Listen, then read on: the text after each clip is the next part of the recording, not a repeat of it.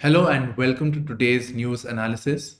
We are doing the Indian Express papers Chandigarh edition. Now, before starting with the news, let me tell you the topics that we are covering.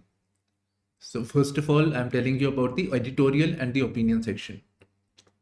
So, today we have an editorial on Pak politics. Recently, Imran Khan was arrested, right? So, briefly as to what is happening, we'll get an overview. Next, we have an article on global warming. So this has been referred to as global boiling. Now here we get some dramatic facts which we can use in our GS3 answer writing as well as essay writing. So facts that draw a lot of attention about the crisis that we live in because of the global warming. Moving on, data privacy and child. So data protection bill and provisions for making net inclusive for children. Children also need to access the internet. So it is regarding that. Then the growth checklist. Recently, the Prime Minister announced, and it is quite, it's about India's growth, that India is going to be the third largest economy in few years by 2027, actually, IMF has predicted. So here the focus is, the article is saying that we should focus not on the country's GDP, that's fine, that's very good, but we should focus on the per capita income. We should focus on inclusive growth. You must have heard this topic in your economy class. So inclusive growth, that the benefits of the growth are for everybody. Sabka saath, sabka vikas. Then lastly, encompassing green. This is by the Minister for Environment and Forest. And here, naturally, they are talking about the positives of the changes to the Forest Conservation Act. Okay, so this we get them positive points, otherwise we get all the negative points. Now next, I'm going to tell you about the IR. So we have the South China Sea, Jeddah Summit, India-UK FTA, Niger, and cluster munition. Front page you can all obviously see, but here the one that seemed very, very important to me was an article on Bharat Mandapam. And here it is saying that the Bharat Mandapam India's showcases India's soft power. So seems important for GS2, India's soft power policy, from that way. Plus the walls, etc., depicts India's art and culture. So we have mention of some art and culture which we can build on for our prelims preparation particularly. Economy, there are basically two things. One is the outflow of the foreign portfolio investment, and secondly is the monetary policy is going to be declared in some time. So what will happen to the repo rate? Now coming to the world section. On Monday, the world section is introduced first. Okay, 30 dead, 80 injured in Pak train accident. So an unfortunate train accident took place in Pakistan. Next, this is important. China has blocked water cannoned military boat in South China Sea, claims Philippines. So this concerns the issue of South China Sea dispute. So we have to refer to the map over here. So you can see the map over here, right? So this is the big map. So this is the South China Sea region, and this is Philippines over here. China claims that the entire South China Sea, or at least they say that they have a map which has this 9 dashes. So they call this as the 9 dash, the dashes that you see. So this 9 dash line depicts China's territorial border. So they claim that entire sea of the South China Sea belongs to them. And this is naturally contested by the Asian countries, the Southeast Asian countries, including Philippines. Now what has happened is that routine supply boat ship was supply for the military was supposed to go, but the passage was stopped by the Chinese Coast Guard. Why? Because it was passing through the South China Sea, and China claims that it is its own. It is their territory. Okay. Now in this regard, you should be updated. So one is the 9-dash line. So 9-dash line is the territorial claim made by the China on the South China Sea. So you may be asked in the pre that what is 9-dash line. Second, I want to tell you, draw your attention to an event that took place few years back. So China's claim of the 9-dash line was contested by Southeast Asian countries, including Philippines. So they went to the Permanent Court of Arbitration at Hague, the Hague Palace. And the Permanent Court of Arbitration gave the judgment, and they said that 9-dash line has no legitimacy and all the states have corresponding share of the sea. So China's claim was denied, but China has the strength, the power, and they can actually not implement this. Nobody can force them not to do it. China does have that sort of power over here. And therefore, when we refer to the South China Sea region, and we hear this news, we hear this idea of rules-based international order, especially with reference to the South China Sea.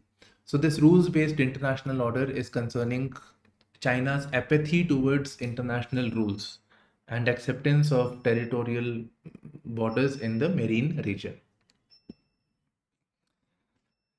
Next, we have Ukraine shells university, varsity. Russia alleges use of cluster munitions. So this happened in the Donetsk region. So this was part of the Ukraine. Russia took it over in 2014. So this is now administered by Russia. So Ukraine military has shelled the University of Economics at Donetsk. So Russian mayor is telling us. And for this, they used cluster munitions. Now, what are cluster munitions? Cluster munition is a kind of rocket. It's a kind of rocket which has multiple bombs. So as you can see all this, so which has multiple bombs inside. So as the rocket, is fired, in the midway, it discharges number of these bombs and it causes lots of damage. So this is something which is not appreciated by the world community, but cluster munition is still used. It's a form of airdropped, ground-launched explosive weapon that releases or ejects smaller submunitions. Next, we have Imran Khan. So we do have an editorial on this. So Imran Khan has been arrested. He was the former Prime Minister of Pakistan. So he has been arrested on the grounds that he has sold the state gifts. So as Prime Minister, he got gifts. So he has sold them. He has sold the state gifts, and for that he is arrested.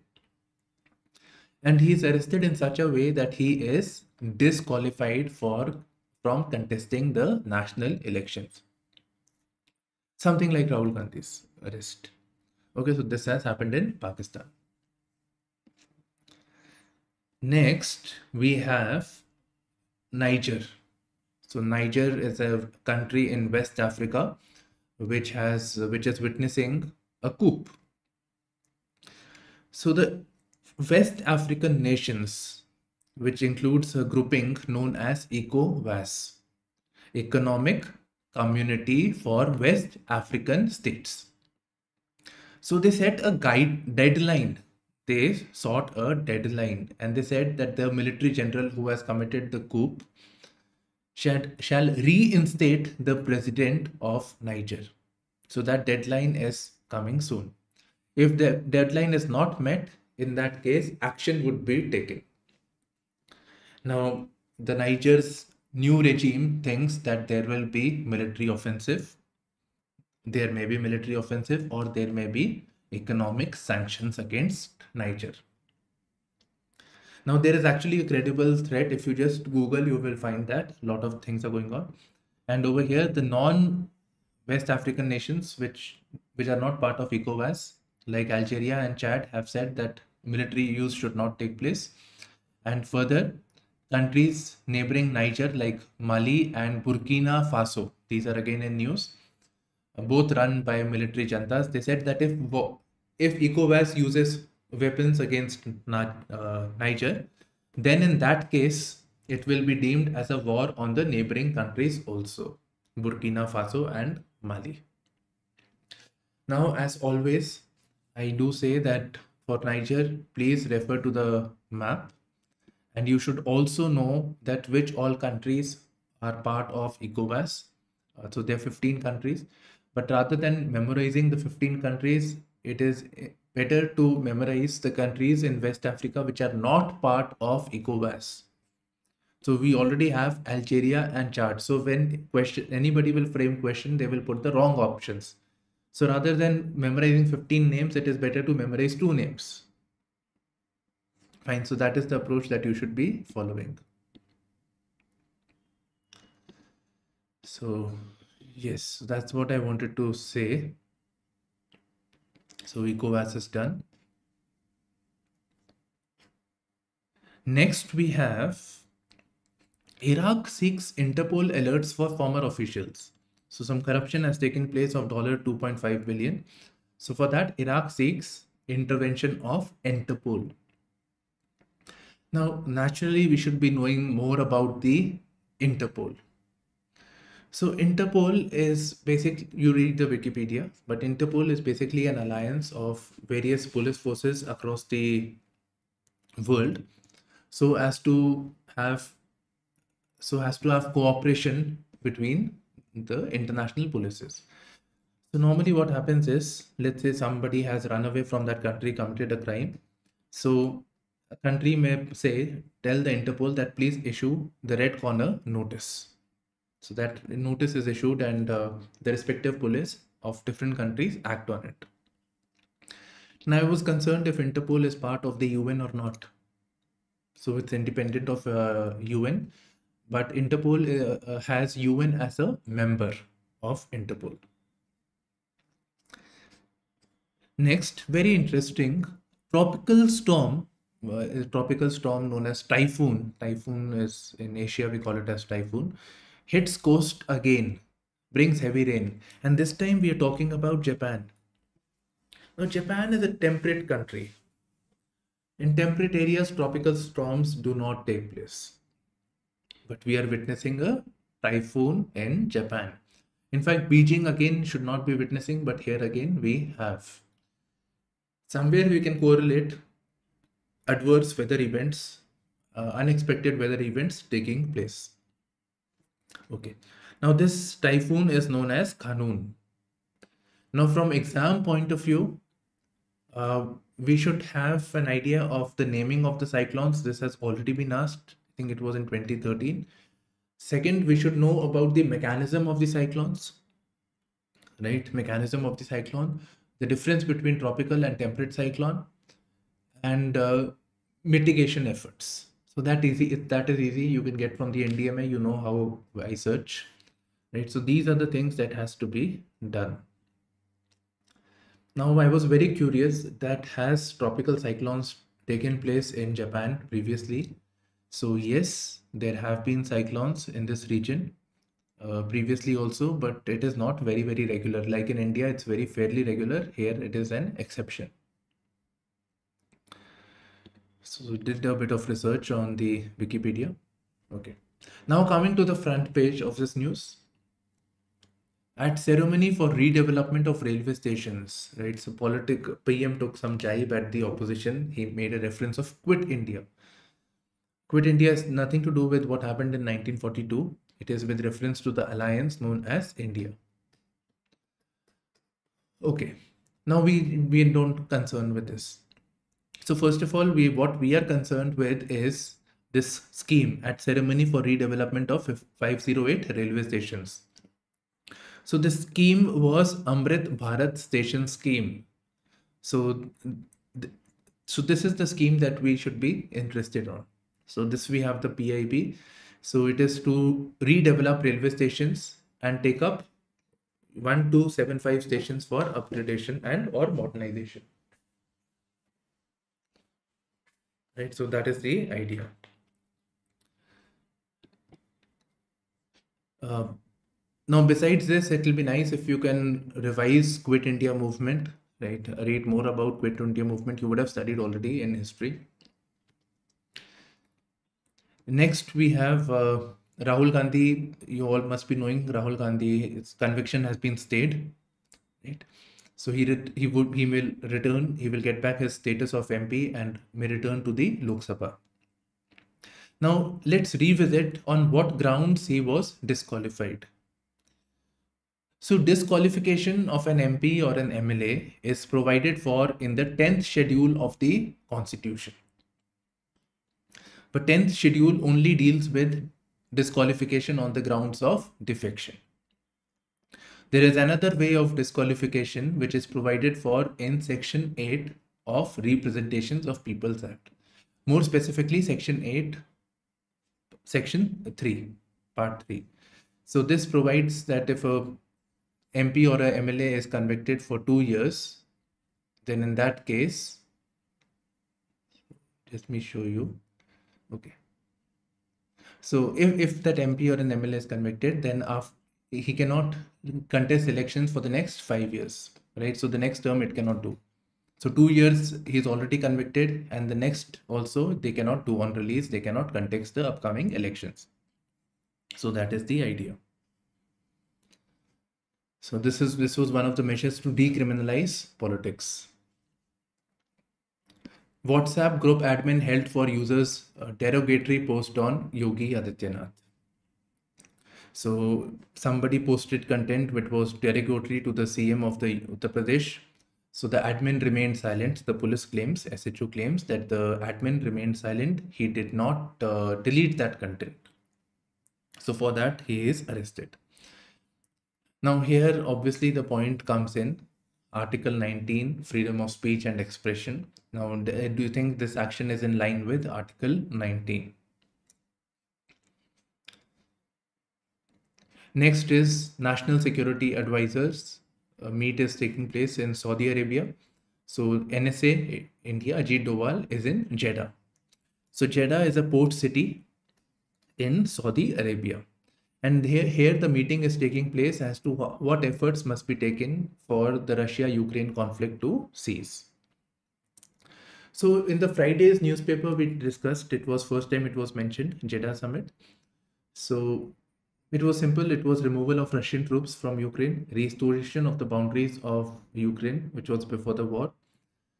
Further addressing the concerns of the two nations. Russia has a concern about NATO, etc. Ukraine becoming a member of NATO. Then concerns associated with the use of nuclear weapons, concerns of both the sides with reference to nuclearization. So that has to be addressed. And furthermore, the last point was tribunal. A tribunal should be created to adjudicate, and whosoever is guilty for the conduct of the war should be punished. So these were the recommendations that were made. Now coming to the next one. Inside Bharat Mandapam, India displays soft power. Gets ready to receive the world.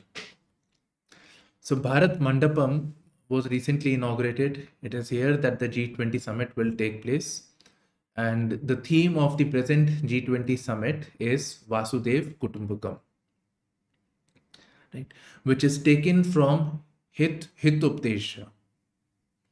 So Hitopdesha is mentioned over here. It means beneficial advice, literally.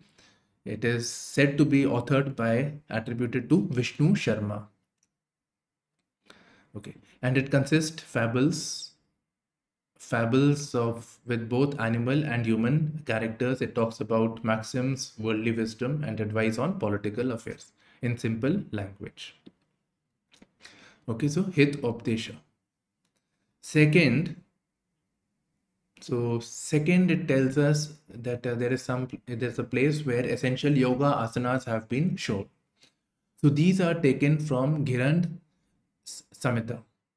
So this text is associated with yoga. As simple as that. By the way, we have it over here, but still, Sanskrit text associated with yoga. Then Regional architecture has been shown, for example, fretwork of jalis. So this has been used, this is on the western side of India. So those forms, patterns have been incorporated into the Bharat Mandapam. So here vernacular architecture, the word has been used. Vernacular means regional architecture. Then Surya Shakti or the solar power has been displayed in the art form.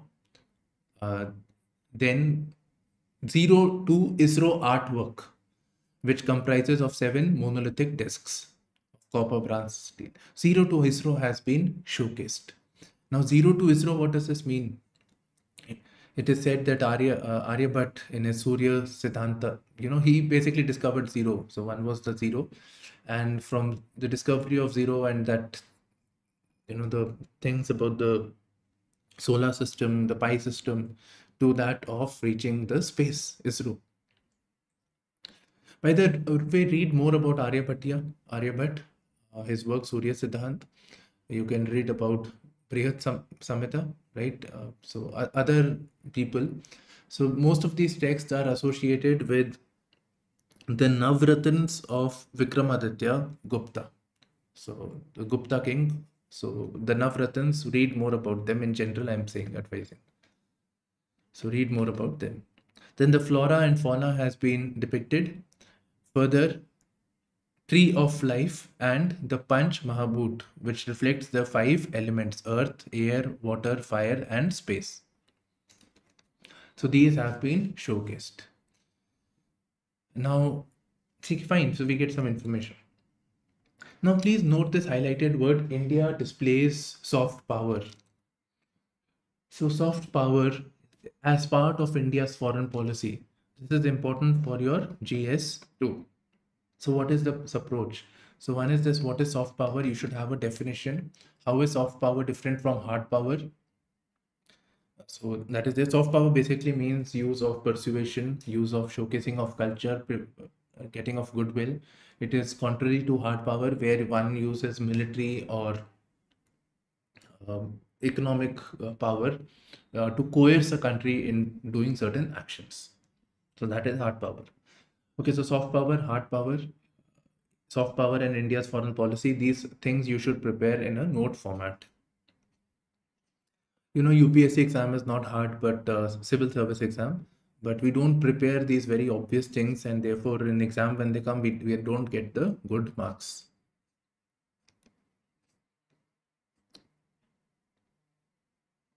This article, I was hoping more. Illegal colonies on rise, local reserve bodies, department not keen to adopt new rule. So basically the issue of illegal colonies, unplanned urbanization, this is something that I wanted to derive from it. Now, overall, the issues are, I think you can see if you go to this a bit of a, less developed area, you can see the issues like sewage, congestion, roads are not there. They are flood prone when floods happen. Availability of piped water connection, security, provision of power, electricity, and overall quality of life. Housing is very close to each other, drains are not covered. So quality of life overall is not as good as other places. There may not be provision of parks and other facilities. Now here, as I say, unplanned urbanization, I also want to draw attention to the fact of census towns and statutory towns. So census towns are urban areas which, because of the changes in the census, they should be defined as urban. But those statutory things like municipal, corporation, etc. are not there. Statutory towns are routine towns, urban areas that you live in, where there is municipality, institutions of urban, local bodies, etc. are there. So recently, not so recent also, about 4-5 years back, there was a recommendation from Ministry of Home Affairs that please look into the issue of census towns. A lot of census towns are coming up. This will be a missed opportunity of planned urbanization if we do not act fast. So an advisory from MHA, Ministry of Home Affairs, had gone to the states. So I've given you the themes. You should be able to now research on this.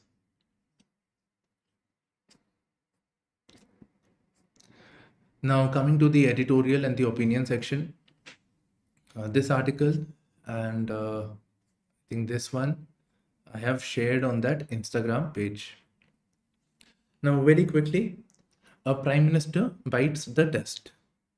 So project earlier we had, just briefly, the previous army chief, Qamar Javed Bajwa, right? So just write Bajwa only. So he installed Imran Khan as the prime minister. So that was known as the Project Imran. Imran Khan is very popular as a prime minister. He had a lot of goodwill, but at the same time, during his time, there was economic mismanagement. And further, the army, he wanted army to now listen to him as he is the prime minister. But it was actually army dictating Imran Khan as to how the government should function. So eventually Imran Khan was removed from there. Now we have the new army chief, General Munir, and he has got him arrested. He has gotten him arrested over here. And besides this, he has had, trying to take control over the institutions of democracy like media. Crackdown is taking place.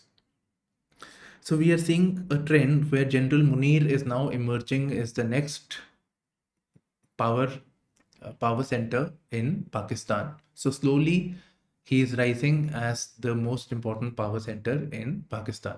And in this enterprise, he has the support of ex-PM Nawaz Sharif. Next, we have the global way out. The article very hardly focuses on the way out from the issue of global warmings. Okay, so first, let us do the issues, then some recommendations that may be incorporated. So global warming has been specified as global boiling. That is very, very hot.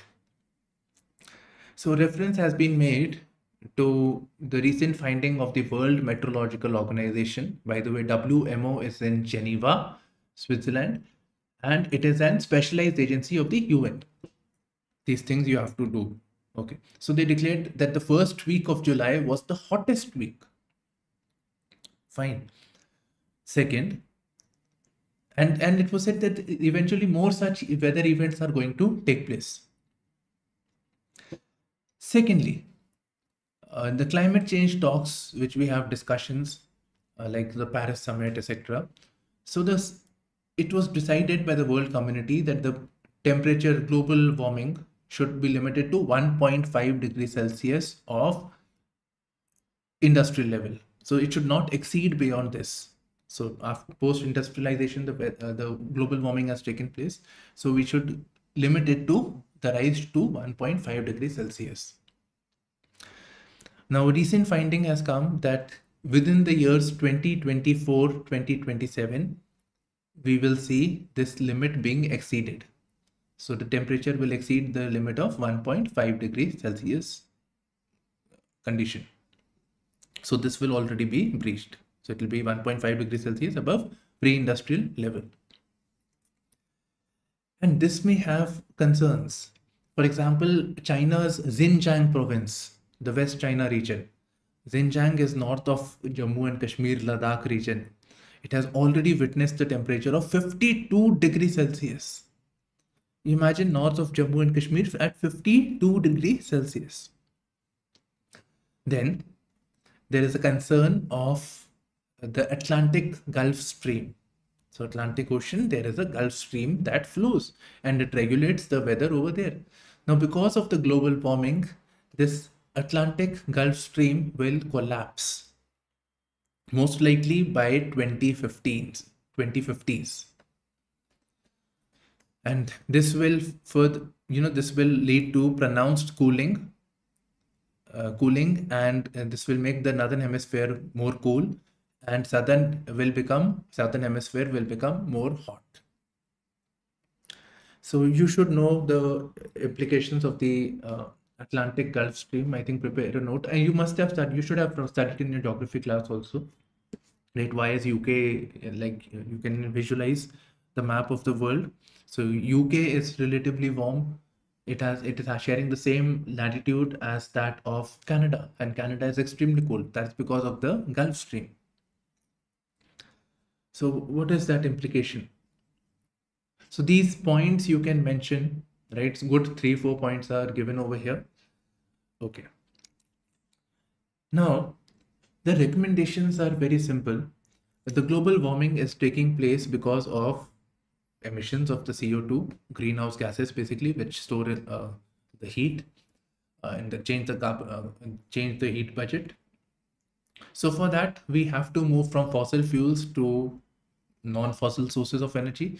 So such as renewable sources of energy, solar, wind, etc. So that has to be scaled up. We have to scale up yet to be proven technologies that have to be encouraged on a priority basis. Third, funding has to be provided.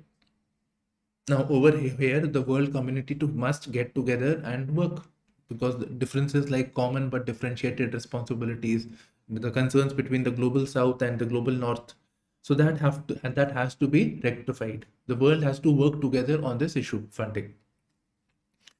Besides, now what we are seeing is, because of the issues of climate change, etc., we are seeing protectionism emerging. For example, in Europe, there is carbon border adjustment mechanism. So keeping in account the pollution that is being used. So incentivizing sustainable means of manufacturing. Now here there is one concern with renewables. Former US Secretary of Treasury, Finance Minister Henry Paulson of US, he said that there is concerns with solar and wind power. For instance, solar and wind power may actually accelerate nature's destruction. We are saying we want more renewables, but this may actually accelerate nature's destruction. For instance, creation of solar facilities built on forest land. So naturally, you're clearing forest. You need to clear the land to build solar panels over there. So you're clearing the forest. So it is counterintuitive, counterproductive, not intuitive. Okay.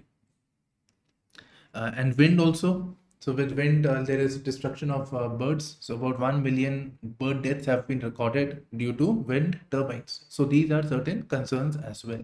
So we need to be more innovative actually, right? On the buildings, we can have solar powers that can be done. We should look into the concept of gigafactory. We should look at alternate means of cells, like they were talking about sodium ion cells. So those things actually you can mention and bring innovativeness in your answers. Next, we have data privacy and the child. So the data protection bill is concerning with the data. Now here it says it also has a provision of accessibility. So with reference to children, typically like you want to have social media account, you have to be above the age of 18 years. So there is this idea that this age should be lowered, because we should understand that internet is a indispensable part of our lives, and this should be made accessible to the children also. In fact, all your assignments, homework at the school level are to be done. Many of it is you have to refer to the internet. So that has to take into account. Now, for this, they're saying that we need a graded and a risk-based approach, right? We need to also focus on safe use policy, that certain type of content is not available. So those things have been focused. And yes, one important point, the highlighted portion. This is basically telling us that children constitute an active user base of the internet. So 15% of the users are children. So more safeguards and protection should be there, but at the same time, it should not be restrictive. Next is the growth checklist.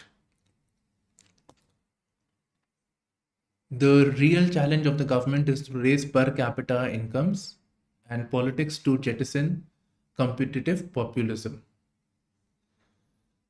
Okay. So yes, so this is basically concerning the recent statement by the Prime Minister and also the IMF actually, that India will become the third largest economy. Now here we should actually focus on per capita income. We are a very big economy. It is not fair to compare with Japan or UK or any other country. We are a much, much, much bigger economy. UK is said to be the size of Jammu and Kashmir. Right?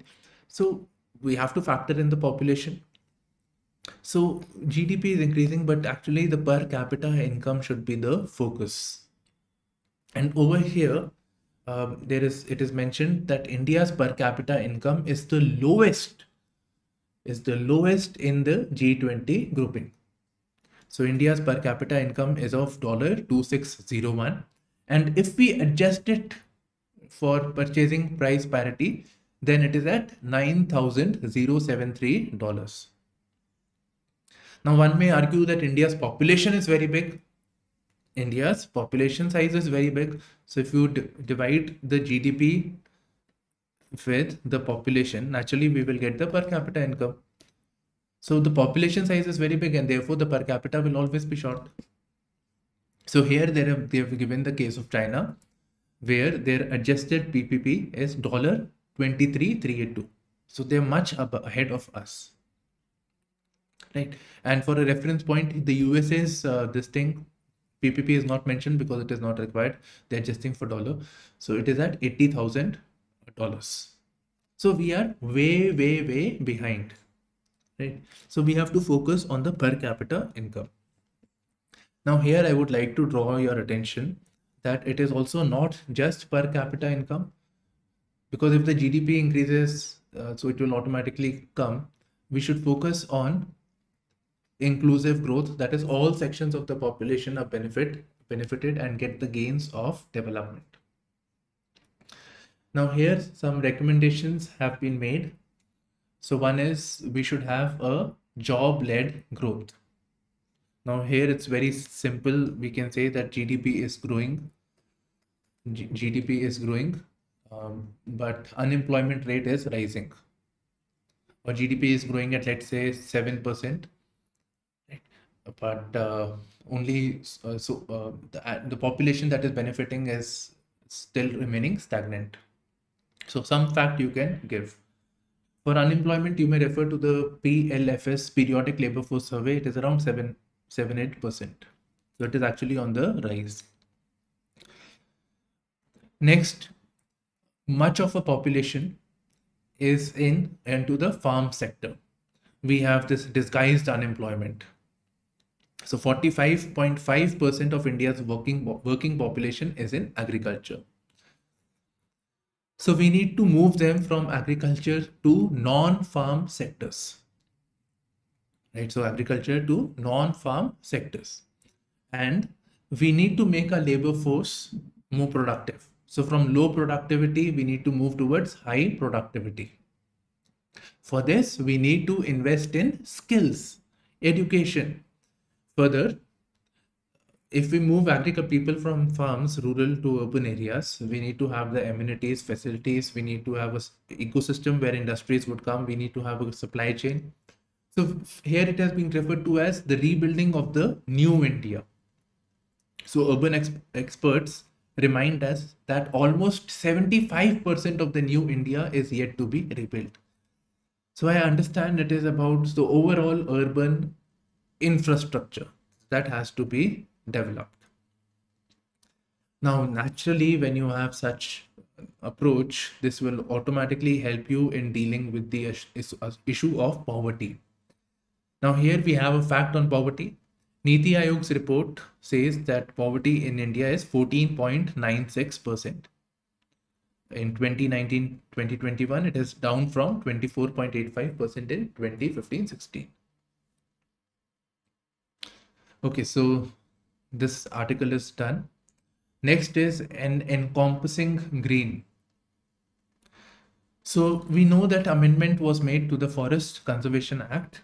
Its purpose is to conserve and protect the forest.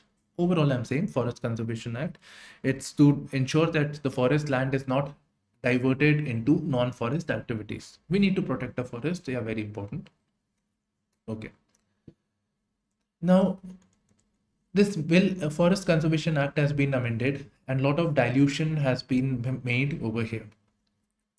So one is the land around the border areas where the forests are there. So 100 kilometers from that border area can now be cleared without requiring permission. The formalities under the FCA is not required. Further, there used to be a Govardhan case. The Govardhan case had said that it was basically saying that previously the Forest Conservation Act said that lands which are deemed as forest, the land which is under the government records as forest will be protected. But the Govardhan case said that the land which is deemed as forest rather than in government records, so these will also come under the protection of the FCA. Now this thing has been diluted. This thing has been removed, and it is saying only the areas which are into the government records will be under the cover of FCA, Forest Conservation Act. So a lot of area which is now deemed as forest will not be considered forest. And furthermore, zoos, safaris, etc. are also deemed as forest. Now imagine zoo being classified as a forest is not logical, right? It's not correct. Now here we have a statement from the minister, and he's saying that with reference to the forest in area around the border area, he's saying that it is previously the approach for national defense was to leave the border areas as underdeveloped, so that when the enemy enters into the territory, they do not get the required infrastructure or food supplies, etc. So life is difficult for them. But now, in the present times, and this is true actually, we need to develop the border areas also. First, it is about the welfare of the people. And secondly, for faster mobilization of troops around the border areas. So that approach has changed with the new means of warfare.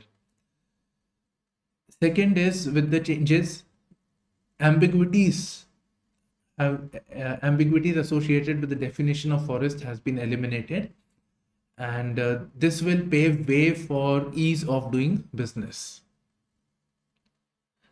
Further, it will also support forest operations, regeneration activities, that is improving the quality of forest, monitoring and supervision of forest, monitoring and supervision and prevention of forest fires. Then it will also lead to establishment of zoos and safaris as well as ecotourism, besides sensitizing and generating awareness about protection of the forest. As if it was, that's it. Now we are coming to a closure. We are on to the economy section. IT returns filed for income above rupees 1 crore up 49% from fiscal year 2019. Why this change? This should be of concern. Here all the data facts are given, but the big thing is why this has happened. And more people coming under the tax net, it is known as tax base, widening of the tax base. So this is desirable as more people contribute tax. So it will reduce the burden, especially on the middle class population. Okay, so this has happened. Now, why is this happening? What are the measures, initiatives that the income tax department is taking? Right, so what are the schemes and initiatives? So that has to be done. Today, I don't have it. Okay, monetary policy. Why is RBI likely to maintain status quo? This why is not being answered in this explainer on monetary policy. But briefly let me tell you what is there. So within RBI, there is a monetary policy committee which was set up under it's a 6-member committee which was set up as on the recommendations of Urijit committee. Right, these I'm telling only for pre-point of view. Okay, so MPC decides the monetary policy, repo rate, etc. So that is their jurisdiction. Now, over here, we are witnessing inflation, which is touching at 5% and may go upwards of 6%. So this is breaching the target set by the RBI MPC, which is 4% plus minus 2. So we are very close to that breach. It's almost a given. And if you look at inflation, food inflation, then we all know it is multiples of 2 times, 3 times, right? Tomato and all those things have become very, very expensive. So inflation is a real concern. Besides, it is expected that oil supply by the OPEC is going to be regulated, and this will also push up inflation. If oil becomes more expensive, then it will be inflationary. Now, notwithstanding all these concerns, it is expected that RBI will keep the repo rate unchanged, but with a hawkish guidance. Let's see actually what happens. So that has been said. And one more parameter, inflation, oil supply. One more, let me add this. Recently, we have been hearing about the banks. So there is surplus of credit and liquidity in the economy. So ideally, RBI should remove that liquidity. But the article is saying that we may expect a stable repo rate over here. Next, as US Federal Bank, England, ECB is England Central Bank, right? You know, ECB, if you're a cricket fan, it comes English Cricket Board. So as these banks have increased their interest rates. So what we are witnessing is that foreign portfolio investors from US, UK, etc., who had parked their money into India for the hope of higher returns from debt and equity markets, they are now withdrawing their money and sending it back to their home countries, because with the rise in interest rates, these markets have now become attractive. And furthermore, I'll tell you one more issue. Maybe their interest rate is not so high as compared to what India offers. But normally when such rates happen, it does trigger an outflow of capital from India and other emerging economies. And this leads to depreciation of the home currency. For example, with the outflow of money, right, from FPI from India, a dollar appreciates and rupee comes down as a result. So they have a currency risk also, because they have made their investment in rupees. If the rupee falls, they have to spend more on getting the same amount of dollars. Ultimately, they want to generate dollars for their people. So this is again a concern, because of which there is an outflow, and typically after some time we again see money coming back.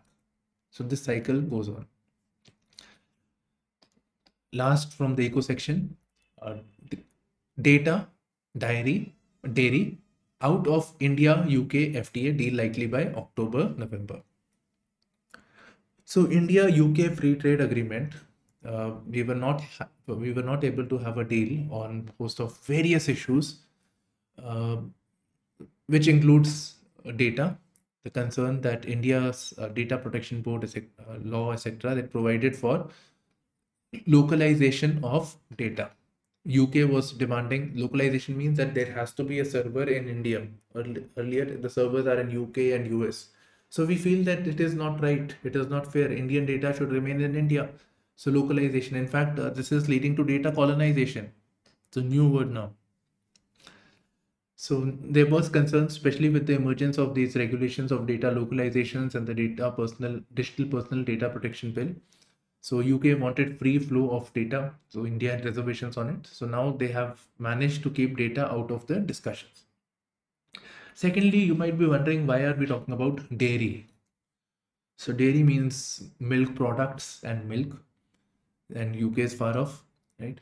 So UK has surplus dairy production. In fact, all these developed countries, the temperate ones especially, they have surplus dairy production, and they're looking at Indian markets. For example, the milk may be solidified and supplied to India and then again made milk. So that happens with your Amul, Verka, whatever companies that from where you have milk. Okay. So the issue was that Indian farmers will get as disadvantaged, and therefore we have a restricted regime on dairy imports. Right. So now data and dairy both are out. Now coming to the explained section. So not doing this revised manufacturing norms for drug firms.